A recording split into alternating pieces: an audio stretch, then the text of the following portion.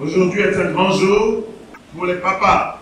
C'est notre fête et le monde entier reconnaît si bien notre importance dans la vie. Et c'est ainsi donc que le monde a décidé de nous honorer. Après avoir honoré, bien sûr, les mamans. Donc les mamans d'abord et puis maintenant les papas. Amen, chacun à son tour. Amen. Eh bien, avant que cette journée ne soit instituée, si vous ne le savez pas, eh bien, cette fête a été célébrée pour la première fois le 19 juin 1910. Dans le monde entier, c'est le jour que le monde a décidé de fêter les papas. Mais vous savez que avant le 19 juin 2010, déjà Dieu avait écrit dans la parole que les papas doivent être honorés. Amen. C'est pour ça qu'il est écrit dans le 5e commandement de la Bible, en Deutéronome 5, verset 16, et je lis: honore ton père et ta mère comme l'Éternel ton Dieu te l'a ordonné, afin que tes jours se prolongent et que tu sois heureux dans le pays que l'Éternel ton Dieu te donne. Amen. C'est un commandement de Dieu. Est-ce qu'on peut dire merci à Dieu ce matin encore?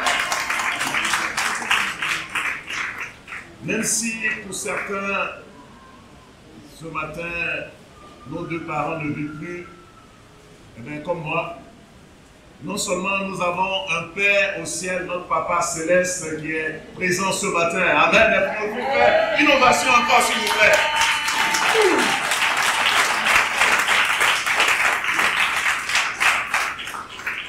Non seulement nous avons ce Papa-là, mais en devenant chrétien, Dieu nous a bénis avec beaucoup de papas dans le royaume de Dieu.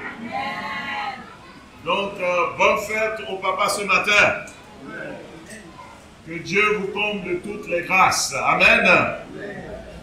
Que Dieu vous bénisse et vous rende au centuple tout l'amour que vous avez manifesté, tous les services rendus à vos enfants et à tous ceux qui sont autour de vous. Donc, restons donc après le culte, parce que ça va chauffer. Nos enfants ainsi que nos mamans vont nous honorer. Et avant de continuer, baissons la tête et prions. Dieu Tout-Puissant, notre Père, nous te confions aujourd'hui celui que tu nous as donné comme Père en humanité. Nous te remercions infiniment de nous avoir donné ce Père. Nous lui devons ce que nous sommes. Et malgré toutes les imperfections et les défauts que nos pères ont, ils ont beaucoup donné pour nous. Ils se sont sacrifiés pour nous. Nous leur devons la vie. Et beaucoup de nos qualités, Seigneur, qui sont en nous viennent d'eux. Seigneur, merci pour les gènes qui nous ont transformés, qui nous ont transmis, s'il te plaît. Et aussi, merci pour l'assurance que nous avons dans ce monde. Avoir eu ces papas auprès de nous, pour nous éduquer, pour nous conduire, pour nous conseiller, pour nous diriger, pour nous discipliner. Nous te demandons pardon pour toutes ces fois où nous n'avons pas su voir ce qu'ils vivaient, ce qu'ils traversaient, ce qu'ils ont connu, ce qu'ils ont sacrifié vraiment pour nous, Seigneur. Parfois nous leur avons manqué de respect, de considération. Nous te confions, Seigneur, oh Dieu, leur vie, Seigneur, s'ils vivent encore dans ce monde. Et nous prions pour eux, pour qu'ils puissent vraiment connaître le chemin du salut, s'ils ne l'ont pas encore connu, Seigneur. Père, nous te prions et te demandons pour eux la force et au fait la santé aussi, afin qu'ils remplissent les tâches qui sont la leur et manifester vraiment l'amour et être des modèles, des exemples, Père, autour d'eux, pour nous autres et pour nos enfants aussi. Nous te remercions, Seigneur, pour tout ce qu'ils ont donné et sacrifié. Seigneur, merci pour le Dieu que tu es, le Papa que tu es pour l'humanité tout entière et particulièrement pour nous les chrétiens. Ce matin, nous voulons te manifester aussi notre reconnaissance, notre gratitude pour avoir sacrifié ton Fils unique pour nous. Merci de nous avoir aimés. Merci de continuer de nous aimer. Merci de nous protéger. Merci de nous donner le pain quotidien. Merci Seigneur de nous garder en sécurité partout où nous nous trouvons. Merci pour nos moments de joie, nos moments, Père, de difficulté où tu as su toujours nous sortir. Les moments où, Dieu, nous avons eu des sommeils profonds, Seigneur. Merci pour ces moments. Merci pour tous les désirs que tu nous as procurés, Seigneur. Merci pour ce matin de nous avoir donné ton royaume, de nous avoir donné l'Église, Seigneur. Merci, mon Dieu, Père, de faire de nous une famille, des frères et des sœurs en Christ, Seigneur. Venant de divers horizons, Seigneur, tu as fait de nous une seule famille. Merci pour cela. Sois glorifié ce matin. Sois magnifié, sois honoré ce matin. Ce matin, nous voulons te faire une acclamation, une ovation à la dimension de Dieu glorieux et merveilleux du Papa que tu es pour nous. Merci pour tout. Merci pour ce message que tu vas nous donner ce matin. Que ton seul nom soit glorifié. Nous t'avons prié au nom de Jésus. Amen. Amen. Comme la fois dernière, frères et sœurs, avec les mamans, pour aider les papas à être de meilleurs papas, eh bien, nous allons parler de leurs défauts et nous allons parler aussi de leurs qualités. Est-ce que vous êtes d'accord avec ça? Amen. Voilà, c'est bon qu'on nous dise les choses que nous devons améliorer. Voilà, si on nous caresse dans le sens, n'est-ce pas, du poil, c'est pas bon. Alors qu'il y a des choses que nous devons changer. Les papas, vous êtes prêts ce matin? Amen. Les futurs papas, vous êtes prêts ce matin? Amen. Amen. Alors, commençons par les défauts. Le premier défaut des papas, c'est quoi? Les papas sont souvent absents. Ils sont parfois très occupés. Ils sont tellement préoccupés de fournir à manger, de donner un toit, de payer les études, de combler les besoins, que très souvent ils vont à la recherche de l'argent et ne sont pas souvent présents. La fois dernière, nous avons parlé des qualités d'une femme qui s'appelle Anne. Vous vous souvenez, n'est-ce pas? La maman du prophète Samuel. Elle était animée d'une véritable vision, je dirais spirituelle, pour son fils, Samuel. Néanmoins, il y a une observation à faire. Quand on regarde et on observe vraiment cette famille-là, il y a un constat. Si vous lisez entre les lignes, le papa de Samuel est absent. Vous avez constaté ça? Il s'appelait Elkana. Et la Bible ne mentionne à aucune reprise concernant Samuel l'éducation de Elkana. Son éveil à la foi. On ne voit pas, nulle part on ne voit Elkana faire cela. Peut-être qu'il a fait, je ne sais pas, le plan de Dieu pour sa vie. Nous voyons plutôt la mère qui prend Samuel et le conduit à l'homme de Dieu. Et Elkana n'est même pas présent au moment où elle va exécuter cela. Vous voyez, on peut trouver ça normal parce que c'est ce qui se vit tous les jours et quotidiennement autour de nous. Mais ce n'est pas normal. C'est le père qui doit prendre le devant de la vie spirituelle de la famille. Donc aussi des enfants. Est-ce que vous êtes d'accord avec moi ce matin? Oui. Or, nous savons que c'est Anne qui a pris les choses en main. Donc, Elkana a brillé par son absence. Comme beaucoup de papas parmi nous, nous brillons souvent par notre absence. Là où on parle des choses spirituelles, nous sommes absents. C'est votre fête, mais nous n'allons pas fêter sans vous dire ce que vous devez changer. Les papas ont besoin d'être présents. Présents là où ils doivent être, au moment où il faut. Là où on a besoin d'eux, là où les enfants ont besoin d'eux. Les papas ont besoin d'être là. Parfois, vous savez, nous inscrivons nos enfants à l'école. Et puis à la fin de l'année, il y a des journées spéciales où on invite les parents à être présents. où les éducateurs, les professeurs, vraiment ont envie de nous parler de nos enfants. Mais on néglige ça souvent. On dit que ce n'est pas important. Moi, récemment, je me suis rendu à l'école de ma fille, c'était le jour, on nous a convoqués. Et très souvent même, l'école nous envoie une invitation. Pour que nous, les parents, les papas, les mamans, si possible aussi, soient présents. Et pendant ce moment-là, on parle même des perspectives, vraiment des voies qu'il faut trouver pour que nos enfants puissent vraiment réussir dans la vie. Les meilleurs concours, les meilleures écoles, ce qu'il faut faire pour que nos enfants puissent réussir dans la vie.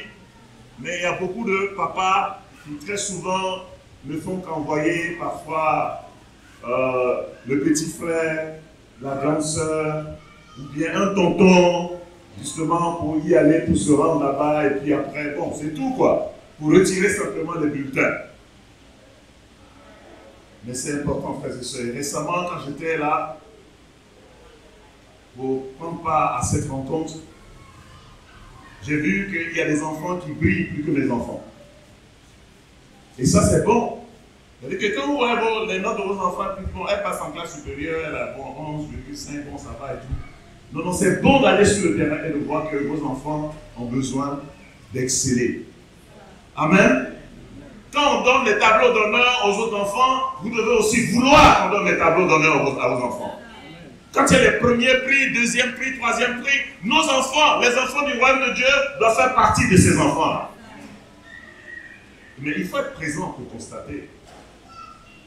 Il faut être présent. Et la fois dernière, j'étais là, il y a une dame du ministère de l'éducation qui est là et qui expliquait toutes les filières qui existent.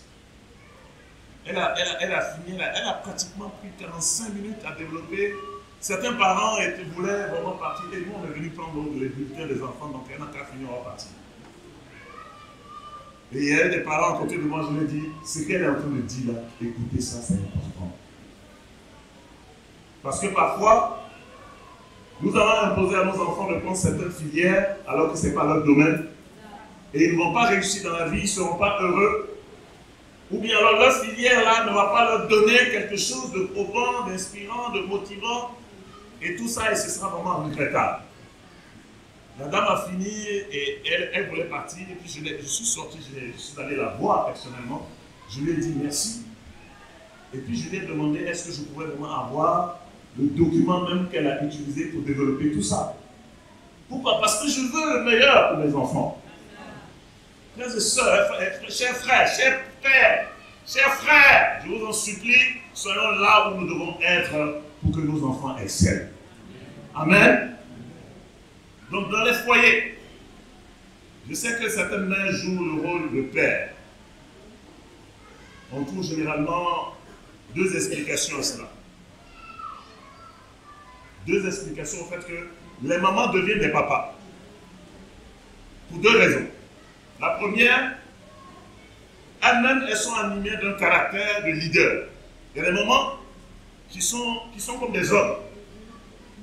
C'est-à-dire que c'est elle qui porte la culotte. C'est elle qui s'impose. C'est elle qui prend le devant, qui veut faire les choses. Et les papas restent là. Bon, puisqu'elle est plus engagée pour moi, je me mets de côté. Ça ne va pas être comme ça. Même si la maman elle veut agir et œuvrer dans la vie des enfants, c'est le papa qui prend le devant des choses. Est-ce que vous êtes avec moi, le frère, ce matin? Eh bien, il y a une deuxième raison, c'est le fait que le père est absent physiquement. Puisqu'il n'est pas là, la maman est obligée vraiment de porter la culotte, de devenir le père, de jouer le rôle du père. Mais là aussi, frères et sœurs, ce n'est pas ça que Dieu a voulu pour les familles spirituelles que nous sommes. Le père physique éloigné doit assumer devant Dieu sa responsabilité. Donc si tu as engendré, tu as donné naissance à un enfant, avant même qu'il ne vienne au monde, tu commences à lui parler. Amen. L'enfant doit reconnaître ta voix. Et les enfants reconnaissent la voix, tu parles, tu touches le ventre de sa maman, tu lui parles, tu lui dis des paroles. Déjà il entend et il reconnaît ta voix. C'est important. Chers frères, c'est sérieux. C'est sérieux. Vous voyez des enfants qui souffrent déjà dans le ventre de leur mère parce qu'il y a déjà des histoires entre papa et maman. Ça chauffe entre eux. Et les émotions que la maman vit, l'enfant vit ça aussi. C'est un peu comme vous, déjà vous persécutez votre enfant même pendant qu'il est dans le ventre de sa mère. Donc votre présence doit vraiment donner la quiétude, la paix, la tranquillité, la sérénité, la joie de vivre. Amen les papas. Amen les papas. Aujourd'hui c'est aujourd'hui. Alors la première leçon que je voudrais communiquer est la suivante. Pour l'équilibre et l'harmonie de la famille, le Seigneur a prévu pour chaque membre une place et des fonctions précises à respecter. La maman joue un rôle, le papa joue un rôle. Et lorsque ces règles ne sont pas observées, c'est malheureusement la porte ouverte à la frustration, au découragement, aux souffrances et aux peines. Donc les papas, nous devons retenir ça. Si nous ne jouons pas notre rôle, ça va créer justement des frustrations, des manques, la tristesse, et ce n'est pas une bonne chose. Le deuxième défaut des papas,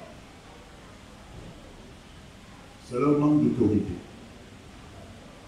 Le papa, il est là, il est présent, il est physiquement là, mais il manque d'autorité. En 1 Samuel 3, verset 13, 1 Samuel 3, verset 13, nous lisons « Je lui ai déclaré que je veux punir sa maison à perpétuité, à cause du crime dont il a connaissance, et par lequel ses fils se sont rendus méprisables sans qu'il ait réagi, sans qu'il les ait réprimandés. » Et ici, il s'agit du prêtre Élie. Le même à qui Anne a confié son fils Samuel et qui a si bien éduqué Samuel et a fait de lui un homme spirituel. Il a bien éduqué l'enfant des autres, mais il n'a pas eu de l'autorité dans la vie de ses propres enfants. Ophni, et le deuxième nom c'est quoi encore? Pardon? Phiné, ou d'autres Phinéas. En fait, n'importe quoi. Quand Élie parlait, ça n'avait pas de valeur. Parce qu'Élie n'avait pas d'autorité sur ces deux enfants-là.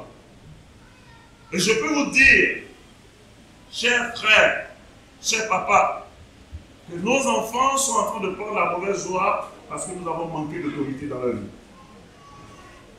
Parce que nous ne les avons pas disciplinés quand il fallait. Parce que nous n'avons pas réagi, haussé un peu le ton. Il faut que quelque part les enfants sentent une autorité. Souvenez-vous, la fois dernière, nous avons parlé d'Adam et Ève. Leur papa, c'était Dieu. Il leur a dit, vous pouvez faire de tout ce que vous voulez, mais ne touchez pas à ça. Et nous savons ce qui est arrivé à Adam et Ève. Quand ils ont désobéi, Dieu les a disciplinés. Dieu est amour, mais Dieu est juste. On ne va pas dire non, c'est un enfant, vraiment laisse-le, il ne comprend rien. Nos enfants comprennent parfaitement ce qui se passe. Ils savent ce qu'il faut faire et ils savent ce qu'il ne faut pas faire. Et ils jouent avec ça. Ils jouent avec nos émotions. Ils nous manipulent. Voilà. Tu dis fais, tu dis fais pas. Fais, je ne fais pas. Et puis quand tu continues avec ça, c'est un mauvais signe. Tu dis à un enfant de faire une bonne chose et puis lui décide qu'il ne va pas faire, tu as un problème, mon frère. Tu as un problème, mon frère. Peut-être tu ne vas pas discipliner ça maintenant, peut-être que c'est devant les gens, pour ne pas l'écraser, pour qu'il n'y ait pas honte et tout ça, mais tu peux le prendre de côté. Ce n'est pas devant tout le monde qu'il faut discipliner les enfants. Prends-le de côté, parle-lui, raisonne-le, et tu reviens et tu lui demandes de faire ce que tu lui as dit de faire. Ça, c'est important. Ça peut sembler banal, hein? Un enfant, tu lui dis, bon, de dis bonjour à tonton, et puis dis non, ne dis pas bonjour. Je peux comprendre que tu ne règles pas ça sur le champ, mais tu peux au moins régler ça plus tard. Et en parler sérieusement et apprendre à ton enfant de dire, chaque fois que je te dis de saluer un tonton, de saluer un tanti, nous saluons. Amen. Autrement, nous allons avoir des rebelles. Voilà, des rebelles qui font ce qu'ils veulent. Voilà, c'est dans nos maisons que naissent les rebelles. Ce n'est pas dans les camps. Ce n'est pas dans la rue. La rébellion, ça commence avec papa, ça commence avec maman. Ça commence avec le grand frère et la grande soeur. Ça commence aussi avec la petite soeur et le petit frère. Même quand le grand frère, tu dis de faire quelque chose par rapport au petit frère, il faut qu'il obéisse. Qu'il ait de la considération pour le plus jeune. Voilà. Parfois, on laisse faire, c'est le grand frère, et puis il domine, il fait ce qu'il veut. Ou bien le petit, il désobéit, il manque de respect au plus grand, et puis on laisse faire. Mais papa, nous avons du travail. Nous avons du pain sur la planche. Amen. Donc Élie était un homme de Dieu. Il était un homme de Dieu authentique. Amen. Sinon, Dieu n'allait pas le confier la vie spirituelle d'un prophète à Élie. Et il a si bien formé. Ouais, vous vous souvenez quand Samuel dormait et entendait cette voix, entendait son nom, et puis qu'il venait dire à Élie, me voici, me voici. Après, il a dit, la prochaine fois que tu entendras cette voix, dis à Dieu, me voici, parle-moi. Il a éduqué Samuel. Il avait un fond spirituel. Et nous tous ici, nous avons un fond spirituel. C'est pour ça que nous sommes devenus disciples. Mais il y a des choses que nous devons corriger. Nous devons discipliner nos enfants. Nous devons appliquer l'autorité que Dieu nous a donnée dans nos maisons. Dans nos maisons, c'est nous qui commandons. Ce n'est pas nos enfants qui commandent. Et parfois, nos enfants piétinent les autres dans la maison et abusent de leur autorité sur eux. Et parfois, on vient te voir, on dit, ah, papa, il m'a fait ça, ta. J'étais tellement occupé, bon, on va voir ça après. Et on va créer des personnes qui sont frustrées, mais qui manquent d'assurance en eux. Des hommes bizarres, qui ne parlent plus parce qu'on les a abîmés, on n'a pas réglé dans leur vie, on ne leur a pas montré l'affection. Vous êtes avec moi, frères et sœurs? Élie était un serviteur de Dieu. Il était un homme consacré. Il avait une certaine compréhension des choses de l'esprit.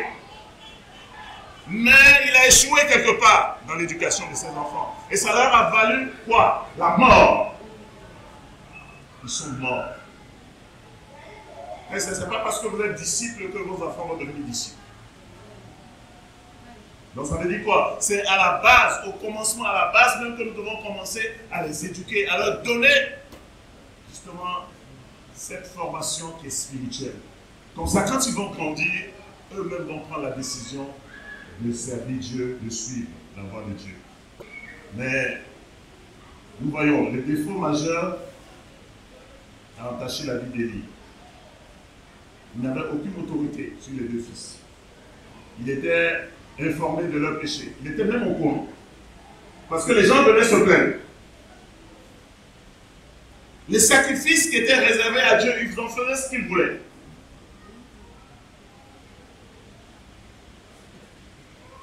Il y a dans les moindres détails que nous devons rentrer dans la vie de nos enfants. Moi, je suis très, très rigoureux avec mes filles à la maison. Et mon fils, qui maintenant est en secours, mais il va bientôt revenir, il revient aujourd'hui, il rentre aujourd'hui. Mais quand il vient, mon gars, c'est pas parce que tu es universitaire maintenant. La formation qu'on a commencé depuis là, il faut que ça continue. Et il y a la formation dans les détails. Quand un enfant se lève de sa chambre, de son lit le matin, il doit faire son lit. Il doit faire son lit. Sa chambre doit être bien rangée. Parce que si sa chambre n'est pas bien rangée, son lit n'est pas bien rangé, si c'est en désordre, dans sa vie, la vie sera en désordre. Il faut qu'à partir d'une certaine heure, il va se laver. Il faut que ça soit une habitude que lui-même, il sente que, ah, c'est le matin, c'est le matin, je dois aller me laver. Je dois m'habiller, je dois regarder l'heure, à quel moment je dois vraiment partir. Je dois manger là où il faut manger. Et je dois aller au lit au moment où je dois aller au lit. Je dois réviser mes leçons, je dois faire ce que je dois faire. Et je dois être serviable dans la maison. Récemment, j'ai regardé mes filles et puis je leur ai dit, vous avez bien venir à tout moment, papa, donne-moi ça, donne-moi ça, donne-moi ça, donne-moi ça. Il n'y a rien que vous pouvez me donner aussi. Ah oui! Si vous formez des gens qui ne font que prendre, dans la vie, ils vont toujours chercher à porte. Qu'est-ce que vous pouvez faire pour moi? Ils étaient en train de me regarder. Je dis par exemple, bon, en fait, j'étais en train de porter des chaussures pour sortir. Et avant de porter des chaussures pour sortir, je prends toujours pour cirer et nettoyer. Et je constate que, bon, ils sont là, ils constatent que je cire mes chaussures, je prends mes chaussures là. Je dis par exemple, vous pouvez cirer mes chaussures et apprêter ça. Comme ça, quand je viens, je n'ai plus besoin de cirer mes chaussures, je prends mes chaussures et je m'en vais. Vous m'aurez fait gagner 5 à 10 minutes. Vous pouvez faire ça. Et ces dernières semaines, ça a commencé. Même ce matin, ma fille a tapé à ma porte. Papa, je dis c'est quoi? De qui? Je dis c'est moi. Elle me demande quelles chaussures tu dois porter ce matin. Ouais, les chaussures sont dehors. C'est laquelle tu vas porter? Je dis la noire. Mais il y a plusieurs noires. Laquelle? Le soulier à la montante, je dis oui, c'est ça. Ma fille, vas-y. Vous voyez, la formation a marché. Ah, mais ça marche. Les enfants sont là, ils font rien, ils ne t'apportent rien, ils prennent seulement. C'est pas bon. Tu dois appliquer ton autorité. Et l'autorité, c'est pour amener les enfants à être meilleurs. Amen, les frères. Amen. Donc, deuxième leçon à retenir.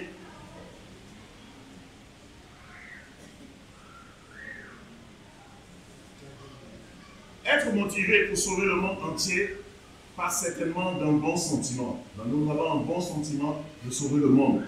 Mais il convient de favoriser le salut et la crainte du Seigneur d'abord dans sa famille. Amen. Donc, je sais que certains vouloir sauver le monde, évangéliser, étudier la Bible avec les gens et tout, mais ça commence d'abord dans ta maison. Il faut que tes enfants soient justement des personnes qui craignent Dieu, qui respectent Dieu, qui aiment les choses de Dieu et qui marchent selon les normes de Dieu. Amen. Amen. Mais vous savez, Samuel aussi était un bon prophète. Mais vous savez que Samuel aussi est tombé dans le piège. Samuel est tombé dans le piège. Prophète. Il a été bien formé. Il a marqué son temps et sa génération d'une façon très positive. Parce que quand on lit 1 Samuel 3, verset 19 à 20, 1 Samuel 3, verset 19 à 20, nous lisons « Samuel grandissait, l'Éternel était avec lui, et il ne laissa tomber à terre aucune de ses paroles. Tout Israël, depuis Dan jusqu'à Beersheba, reconnut que Samuel était établi prophète de l'Éternel. » Donc, non seulement il était engagé envers Dieu, mais dans son environnement, les gens savaient que c'était un homme de Dieu.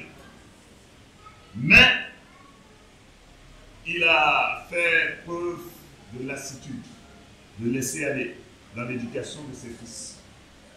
Et la Bible nous le dit en 1 Samuel 8, verset 1 à 5. 1 Samuel 8, verset 1 à 5. Lorsque Samuel devient vieux, il établit ses fils juges sur Israël.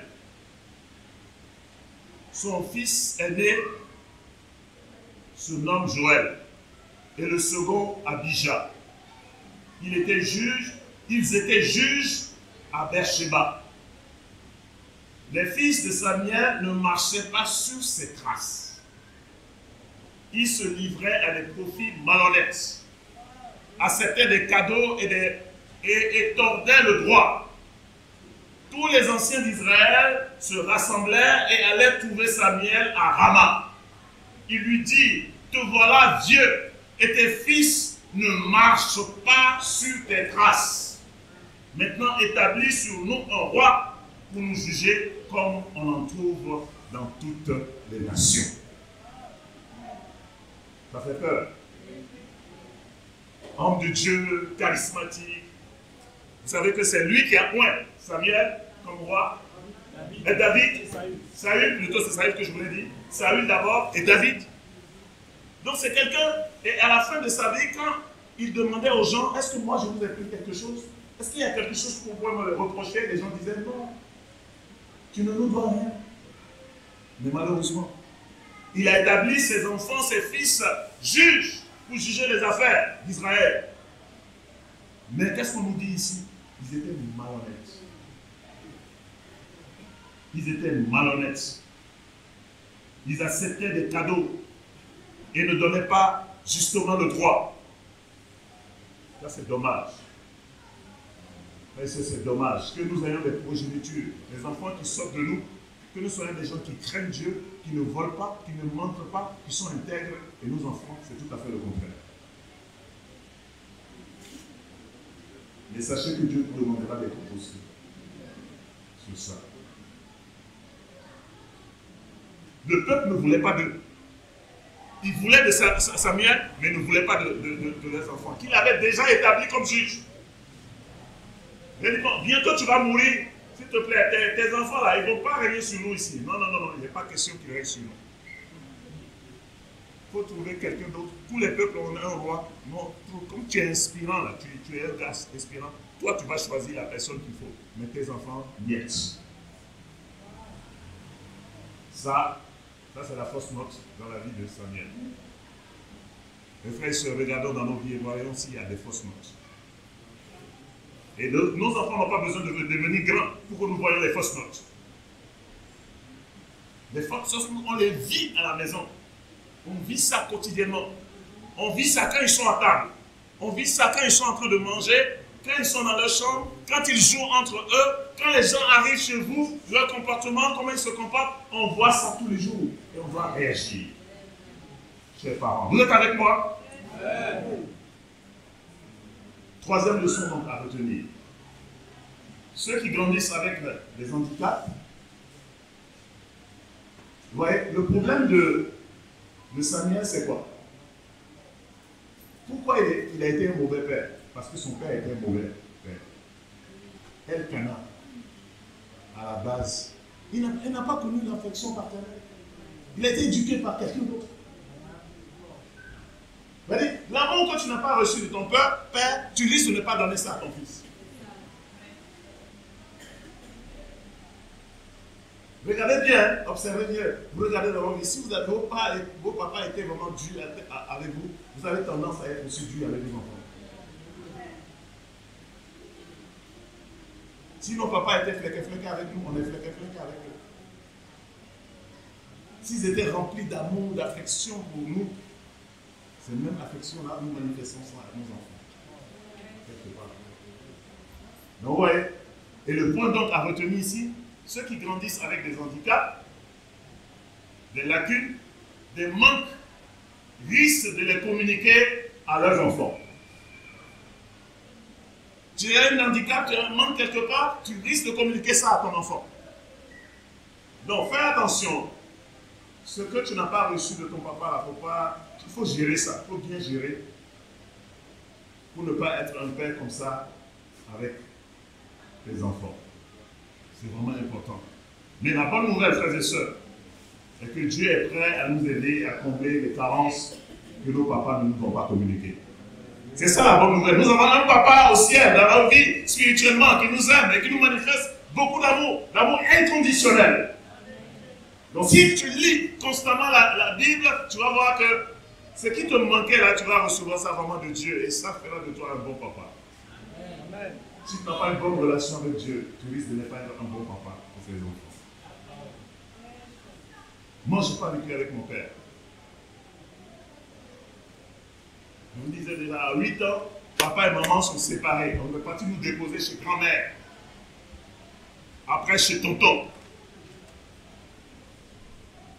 Je sais que mon père est même. Mais vous savez, quand vous êtes dans des situations et puis il y a les papas des autres enfants qui sont là, et puis toi, ton papa n'est pas là. Que tu le veuilles ou pas, il y a quelque chose que tu ressens. tu ressens quelque chose que... Bon, toi-même, tu vis ça et puis bon, voilà, tu fais avec quoi. Là, les papas des autres sont là, mais toi, tu n'as pas ton papa.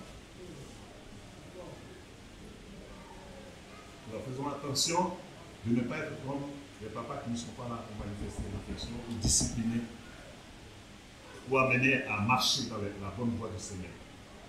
Et je vous dis, c'est maintenant que doit se faire. Ce n'est pas demain, il ne faut pas attendre demain. C'est maintenant. C'est maintenant. Et la Bible dit au psaume 32, verset 8. Psaume 32, verset 8. Je t'instruirai, je te montrerai la voie que tu dois suivre. Je te conseillerai, j'aurai le regard sur toi. Amen. Psaume 32, verset 8. Je t'instruirai, je te montrerai la voie que tu dois suivre, je te conseillerai, j'aurai le regard sur toi. Voilà, ça c'est notre papa spirituel qui parle. Il a le regard sur nous, il nous observe. Ça veut dire qu'il nous observe, s'il a le regard sur nous, il observe nos gestes et nos faits. Il connaît nos pensées, ce que nous pensons. Et il dit qu'il va nous instruire. Frères et sœurs, chers frères, c'est nous qui devons instruire nos enfants. Nous devons leur montrer la voie à suivre. Il faut montrer à ton enfant comment il faut marcher, c'est comme ça. Parce qu'une chose est de dire à ton enfant, ça c'est pas beau, ça c'est pas bien, ça c'est pas bien, ça c'est pas bien. Mais il faut que tu nous montres ce qu'il faut faire qui est bien. Amen. Absolument. Il faut qu'on fasse cela. Et nous savons aussi que David est un des hommes les plus brillants des Écritures. N'est-ce pas? David était l'homme selon le cœur de Dieu. C'est Dieu qui a dit ça. L'homme selon mon cœur. Quand il a enlevé Saül, il avait quelqu'un, à travers Israël, il y avait un seul homme qu'il voyait, un berger. Et il voyait que son cœur était bon. Et c'est lui qu'il voulait pour être le roi d'Israël. Les autres ne voyaient pas. Même Samuel ne voyait pas. Mais Dieu le voyait dans son cœur. Mais malheureusement, nous savons aussi qu'il a failli dans ce domaine-là, au sujet des enfants. Il était particulièrement lassiste. Vous pouvez lire 1 Roi 1, verset 5 à 6. 1 Roi 1, verset 5 à 6. Et le point ici, la quatrième leçon à retenir, quand les pères ne mettent pas en place, quand les pères ne mettent pas en place un cadre, quand leurs enfants font un peu trop ce qu'ils veulent et qu'ils ne sont pas en mesure de les contraindre à l'obéissance, eh bien, ils passent complètement à côté. Ils récoltent parfois l'absence de reconnaissance de la part de ces enfants, le manque de respect. Et vous savez ce qui est arrivé avec les enfants de David. Il y a un de ces enfants qui a couché avec sa femme. Il y a un de ses enfants qui voulait qu'il quitte là, comme roi, que lui, il allait prendre sa place. Un manque de respect total. Waouh! L'homme selon le cœur de Dieu, voilà ce qui est arrivé. Parce qu'il n'a pas pris cet aspect-là au sérieux. Si c'est arrivé à l'homme selon le cœur de Dieu, ça va t'arriver. Et je te demande de faire le constat dès maintenant. Il ne faut pas aller loin. Regarde tes enfants, regarde le caractère, le comportement de tous tes enfants et regarde bien qu'il y a des mauvaises choses là-dedans que tu n'as pas traitées. C'est ta responsabilité. Ce n'est pas la responsabilité de quelqu'un. Ça doit prendre le temps qu'il faut s'asseoir, il faut poser avec eux, il faut les aimer, il faut insister, il faut revenir dessus jusqu'à ce que ça change. Amen, les papas. Amen. Vous savez que la société actuelle prône la liberté. Donc, les parents ne peuvent même pas discipliner les enfants. Ils peuvent même aller en prison. L'enfant même peut t'envoyer en prison pour ça. Voilà ce qui est aujourd'hui. Ah, nous savons que dans notre société avant, même le voisin peut discipliner ton enfant. Bien même propre. Et puis quand tu viens à la maison, il dit le tonton là m'a frappé. Il m'a frappé, la tante là il a frappé, pourquoi? Et ton papa prend encore, il ajoute dessus. Aujourd'hui tu fais ça, papa sort, maman sort, il va faire par là au tonton là. Je dis, mon enfant, j'ai porté mon enfant pendant 9 ans. Qu'est-ce qu'il t'a fait? Pourquoi tu l'as frappé? Ah, est-ce que c'est toi qui l'as mis au monde? Et ça ne devient pas là. C'est terrible. Notre monde a complètement changé. Notre société a changé. Mais la leçon à retenir, frères et sœurs, nous les pères chrétiens, nous devons choisir comme référence invariable et fiable les Écritures, les Saintes Écritures. C'est avec ça que nous éduquons nos enfants. Voilà. Ce n'est pas la tradition, ce n'est pas ce que les gens disent, ce n'est pas ce que la loi dit et tout ça, mais c'est ce que Dieu dit. C'est ça que tu dois appliquer pour éduquer ton enfant. Amen. J'aurais encore plein de choses à dire. Vous voulez entendre encore? C'est bon pour ce matin. Il y a des bonnes choses. Il y a des bonnes choses. Je vais mettre sur la plateforme tous les autres défauts que les papas ont et les qualités qu'ils peuvent vraiment développer.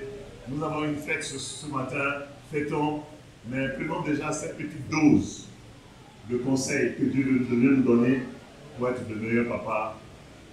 Et soyons de bons fils pour notre Père Céleste, qui a le regard sur nous, qui veut nous éduquer, qui veut nous rendre meilleurs, qui veut que nous soyons comme lui. Soyons parfaits, comme notre papa, excellent Père du ciel est parfait. Que Dieu vous bénisse. Bonne fête à vous les papas. Et qu'à Dieu seul soit la gloire.